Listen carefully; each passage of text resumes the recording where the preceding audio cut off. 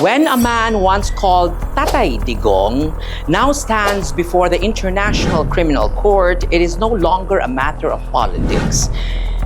It is a matter of law.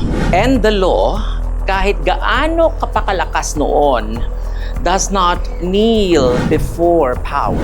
Former President Rodrigo Duterte's camp, led by his counsel Nicholas Kaufman, has now appealed to the ICC's appeals chamber, questioning the denial of his interim release. The argument is simple, that an 80-year-old man, once the most powerful in the land, is not a flight risk. That age and alleged illness should temper justice with compassion. But the Rome Statute, particularly Article 60, Paragraph 2, provides that release may only be granted if the court is satisfied that such release will not endanger the proceedings or the safety of victims and witnesses or risk the accused's flight. And here lies the crux of it. The ICC did not find comfort in Duterte's assurances. Because how can the court be at ease when even his own family, the sitting vice president herself, has publicly denounced the ICC's jurisdiction?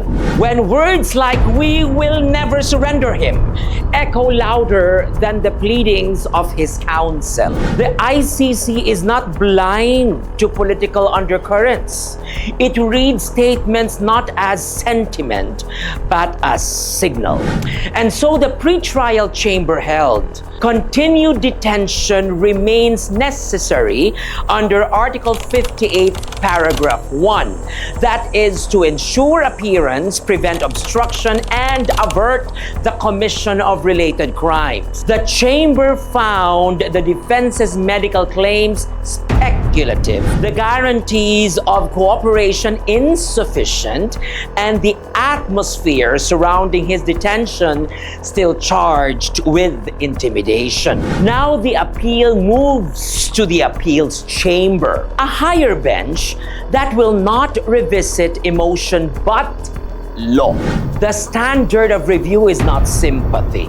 It is error in law or procedure. The defense must prove that the lower chamber misapplied the statute or ignored key evidence. Madaling sabihin na mali ang desisyon, pero mahirap patunayan na labag ito sa batas. This is not a retrial of humanity.